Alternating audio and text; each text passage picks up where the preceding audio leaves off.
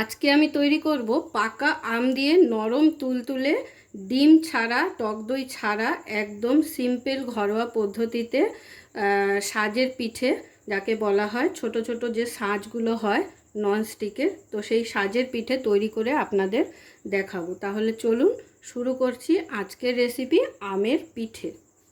আজকে তৈরি করব আম দিয়ে দারুণ একটা টেস্টি রেসিপি। তো আম দিয়ে আজকে আমি গরম গরম ছোট ছোট সাজের পিঠে তৈরি করে দেখাবো আপনাদের। আর আমের সিজন থাকতে থাকতে অবশ্যই এই রেসিপিগুলো একবার হলেও ট্রাই করবেন। আম চলে গেলে কিন্তু আর এগুলো খেতে পারবেন না। তাহলে চলুন শুরু করছি। তো এটা তৈরি করার জন্য আমি এখানে 3টে আম নিয়ে নিয়েছি। তো এই আমটা কিন্তু আম্রপলি আম, আপনারা চাইলে হিমসাগর আম বা যে কোনো আম দিয়ে এই রেসিপিটা তৈরি করে নিতে পারেন।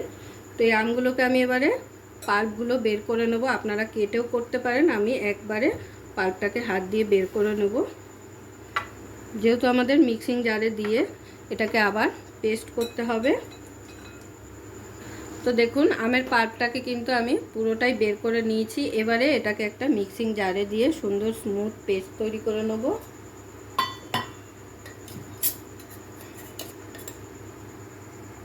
তো একটা মিক্সির বাটি নিয়ে নিলাম।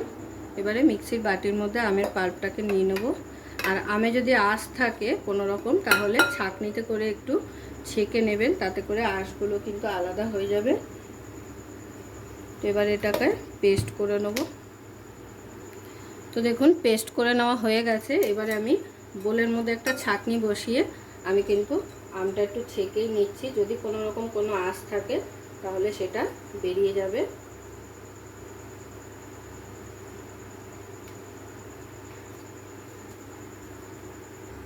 তাহলে দেখুন আমি পুরো আমের পাল্পটাকে কিন্তু ভালো করে ছাঁকনিতে করে ছেঁকে নিয়েছি, আর খুব স্মুথ হয়েছে। ছাঁকনিতে এইভাবে একটু ছেঁকে নিলে কিন্তু আঁশ থাকলে আঁশগুলো পুরো বেরিয়ে যাবে। তো এবারে বাকি ইনগ্রিডিয়েন্টসগুলো আমি মিলিয়ে নেব। এটাকে সাইডে রেখে দিলাম। তো একটা বড় বোল নিয়ে নিলাম। এর মধ্যে এবারে বাকি জিনিসগুলো মিলিয়ে নিতে হবে আমাদের। তো প্রথমেই এখানে আমি বাটিতে উষ্ণ গরম দুধ দিয়ে দিচ্ছি। এটা কিন্তু লিকুইড দুধ, আপনারা চাইলে যে কোনো দুধ দিয়ে বানাতে পারেন, গরুর দুধ দিয়ে বা পাউডার দুধ দিয়ে। তো উষ্ণ গরম দুধ নিয়ে নিয়েছি। এবারে এরপরে এর মধ্যে এক এক করে সমস্ত জিনিসগুলো আমি অ্যাড করে দেবো। তো প্রথমেই দিয়ে দিচ্ছি গুঁড়ো দুধ।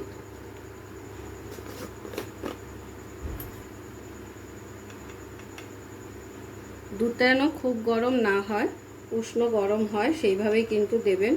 আর এই গুঁড়ো দুধটা দেওয়ার কারণ হলো গুঁড়ো দুধের একটা আলাদা সুন্দর ফ্লেভার থাকে আর খেতেও খুব টেস্ট হয়। তো সেই কারণেই গুঁড়ো দুধটা দেওয়া।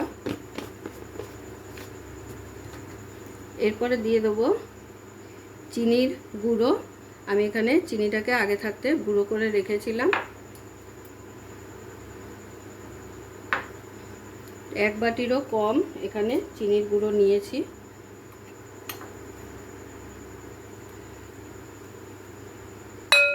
তো পুরোটা দিলাম না, সমস্ত উপকরণ মিশিয়ে নেওয়ার পরে একটু চেক করে দেখব মিষ্টিটা। যদি প্রয়োজন হয় তো বাকিটাও আমি এখানে অ্যাড করে দেবো। আর এরই সঙ্গে নিয়ে নেব 1 কাপ তেল, সাদা তেল। আর তার সঙ্গে দিয়ে দেবো আমের এই পাল্পটা।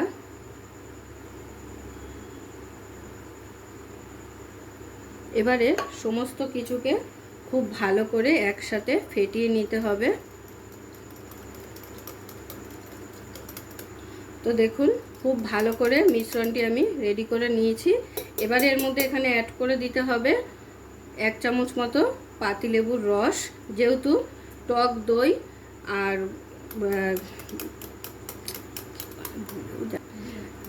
আর ডিম ছাড়া আজকের এই কেকটা আমি তৈরি করছি, তো সেই জন্য 1 চামচ মতো পাতিলেবুর রস দিয়ে দিলাম। পাতিলেবুর রসটা দিয়ে আবারও খুব ভালো করে একবার মিশিয়ে নিলাম। মিশিয়ে নেওয়া হয়ে গেছে। এবারে এখানে অ্যাড করে দেবো ময়দাটা।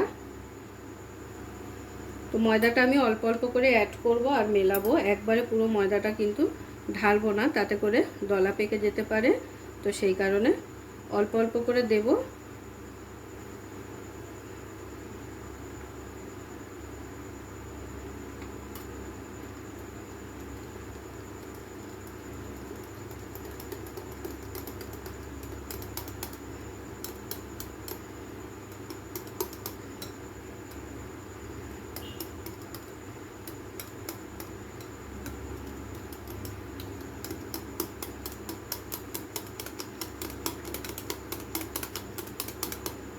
তো দেখতেই পেলেন অল্প একটু দিয়ে মিলিয়ে নেওয়া হয়ে গেল, আবারও দিয়ে দিচ্ছি। তো এইভাবে অল্প অল্প করে দিলে এতে করে কি হবে, দলা পাকবে না। তো দেখুন ময়দা কিন্তু পুরোটা আমার মিশিয়ে নেওয়া হয়ে গেছে, আর থিকনেসটা দেখুন ঠিক এরকম ঘন তৈরি করতে হবে, খুব বেশি পাতলা তৈরি করে ফেললে কিন্তু হবে না। তো এবারে আমি এর মধ্যে দিয়ে দিচ্ছি হাফ চামচ মতো বেকিং পাউডার, আর যতটা বেকিং পাউডার দেবেন তার হাফ দিয়ে দেবেন বেকিং সোডা, আর তার সঙ্গে দিয়ে দিচ্ছি 1 চামচ মতো ফুড কালার। তো দিয়ে দিলাম 1 চামচ ফুড কালার, এখানে আমি ইয়েলো ফুড কালার ব্যবহার করেছি। তো এবারে আবারও সমস্ত কিছুকে একসাথে খুব ভালো করে মিশিয়ে নেব। ফুড কালারটা কিন্তু অপশনাল, আপনারা চাইলে দিতেও পারেন, আবার স্কিপ করে যেতে পারেন। এটা শুধুমাত্র একটা সুন্দর কালারের জন্য আমি এখানে ইউজ করলাম।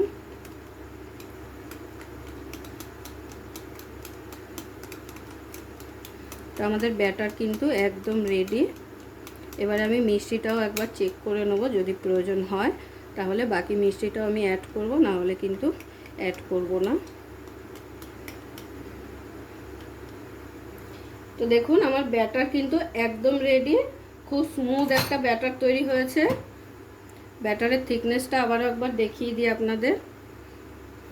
তো এবারে কিন্তু আমি এগুলোকে গরম গরম ভেজে নেব।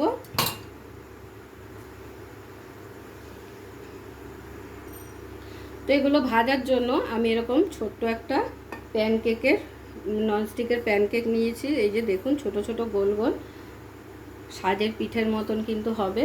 তাহলে চলুন ভাজবো এবার।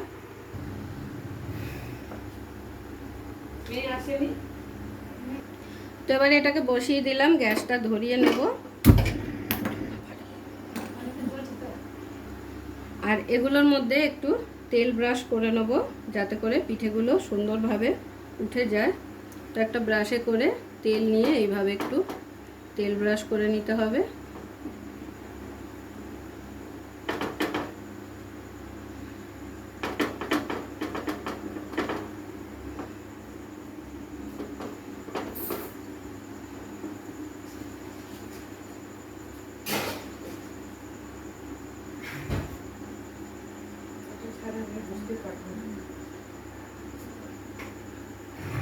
তো তাওয়া কিন্তু আমার গরম হয়ে গেছে। এবারে আমি একটা হাতায় করে অল্প অল্প ব্যাটার নেব, আর এগুলোর মধ্যে এইভাবে অল্প করে দেব, ভরে কিন্তু দেব না।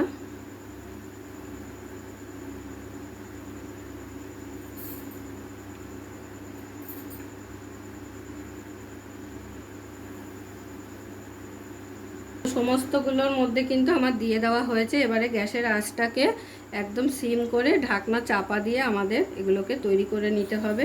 এটা কিন্তু খুবই সহজ একটা রেসিপি, সকালে সন্ধ্যে দুবেলায় কিন্তু টিফিনেও তৈরি করে নিতে পারেন, ঝটপট হয়ে যাবে টিফিনের জন্য। তো এবারে অপেক্ষা আমাদের এগুলো রেডি হওয়ার।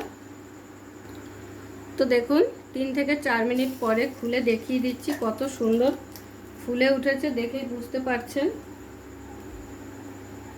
এবার আমি একটা ছুরি দিয়ে একটু উল্টে দেখব।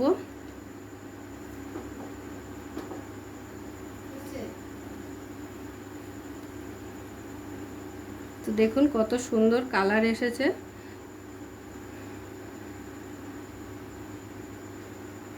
এবারে কিন্তু আমি এগুলোকে নামিয়ে নেব, আমার কিন্তু এটা রেডি হয়ে গেছে।